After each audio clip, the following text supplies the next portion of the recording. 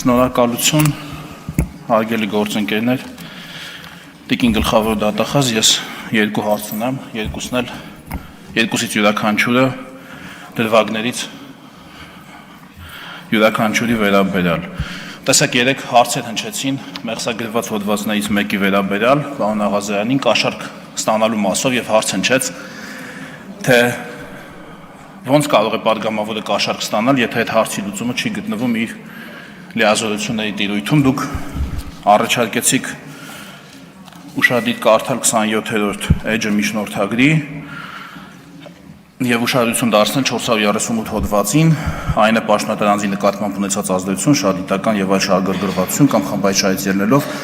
անձի նկատմամբ ունեցած իրական կամ ենթադրյալ ազդեցություն օգտագործելը, բայց սա հոդվածներից մեկն է։ Մյուս հոդվածը միևնույնն է վերաբերում է կաշառքին։ 435 հոդվածը դրվագներից մեկով վերաբերում է այդ դպրոցի պատմությանը եւ այնտեղ միջնորդագրի մեջ ասվում է. առանձնապես խոշոր չափերի կաշառք ստանալու դրվագով կատարված նախաքննությամբ պարզվել է, որ այսինչ ընկերության հիմնադիր նախագահ այսինչյանը ազգային ժողովի թերգումարման պատգամավոր Հովիկ Աղազարյանին խնդրել է ուշադրություն իր լիազորությունների շրջանակում միջոցներ ձեռնարկել այսինչ դպրոցի վթարային վիճակում գտնվող շենքը քանդելու, այդ հողատարածքի մի մասի վրա դպրոցի նոր շենք կառուցելու, իսկ մյուս մասը այսինչ ընկերության անհատույց տրամադրելու համար։ Այստեղ ինձ մոտ հարց է ծագում, ոնց կարող է պատգամավորը իր լիազորությունների շրջանակում միջոցներ ձեռնարկել այս հարցի լուծման համար։ Միջնորդագրի տրամաբանությամբ իր լիազորությունների շրջանակում միջոցներ ձեռնարկելը գրություն գրելն էր, այսինքն Հովիկ Աղազարյանը ըստ միջնորդագրի գրություն է գրել Քաղշին,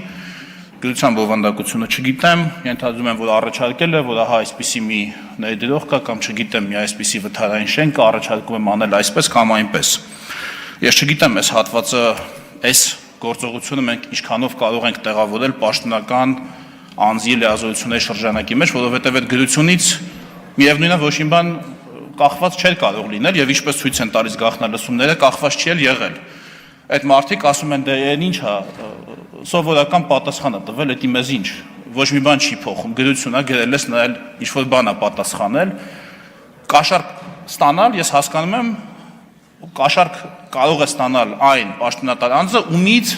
կախված է, ում որոշումից կախված է տվյալ հարցի լուծումը, ես այդպես եմ հասկանում։ Հակառակ դեպքում, եթե մենք պատգամավորի գրություն գրելու լիազորությունն էլ տեղավորենք կաշառք ստանալու հանցակազմի օբյեկտիվ մասի մեջ, այդպես է կառավարության անդամներին հարց տալու իրավունք ունի պատգամավորը,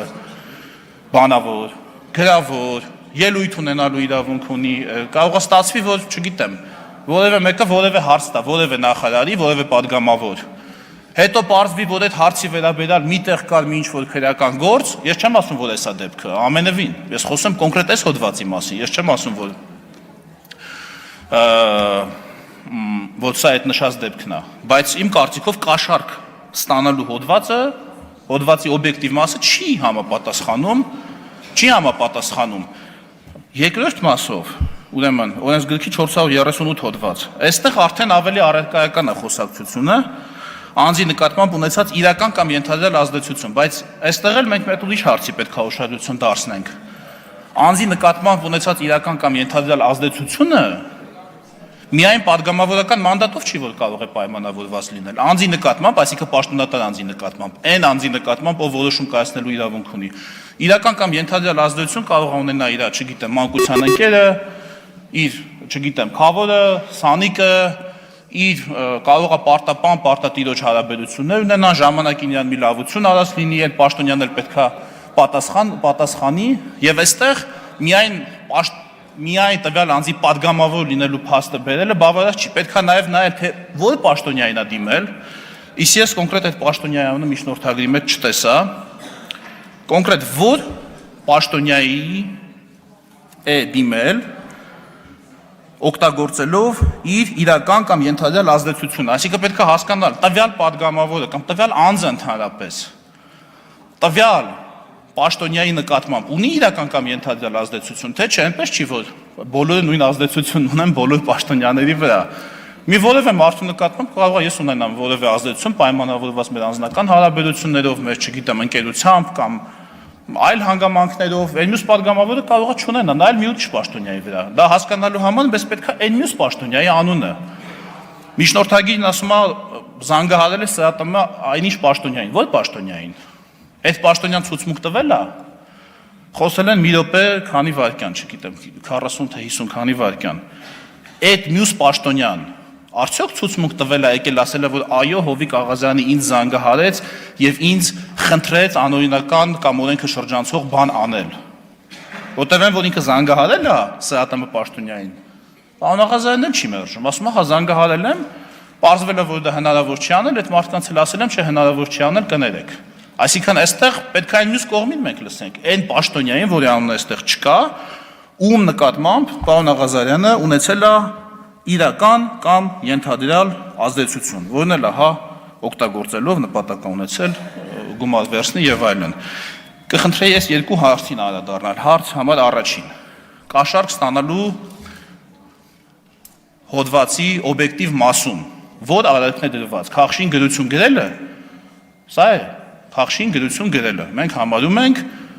կաշառք ստանալու հանցակազմի օբյեկտիվ մաս, սա մեկ, եւ երկրորդը, որ պաշտոնյայի նկատմամբ է, արդեն երկրորդ հոդվածով, որ ՍԱՏՄ, որ, այսինքն ոչ թե անունը ասեք, այլ ասեք, որ դուք գիտեք այդ անունը եւ այդ մարդը կա գործում եւ ցուցմունք տվել է կամ դեռ չի տվել, պիտի տա, որ ունեք հավաստի տվյալներ, որ այսինչ պաշտոնյայի նկատմամբ կոնկրետ Հովիկ Աղազարյանը ունեցել է իրական, ոչ թե ընդհանրապես падգամավորը կարող է ունենալ ազդեցություն այլ պաշտոնյաների նկատմամբ, այլ հենց ինքը պայմանավորված ինչ-ինչ հանգամանքներով, ինչ-ինչ փաստական տվյալների վրա մենք կարող ենք ենթադրություն անել, որ այդ ինչ պաշտոնյայի նկատմամբ ունեցել է իրական կամ ենթադրյալ ազդեցություն եւ դա օգտագործել է քաղաքացուց գումար վերցնելու եւ այնտեղ հարցը լուծելու համար։ Այս երկու հարց է։ Շնորհակալություն։ Տիկին Վարդապետյան։ Արսեն Թորոսյան,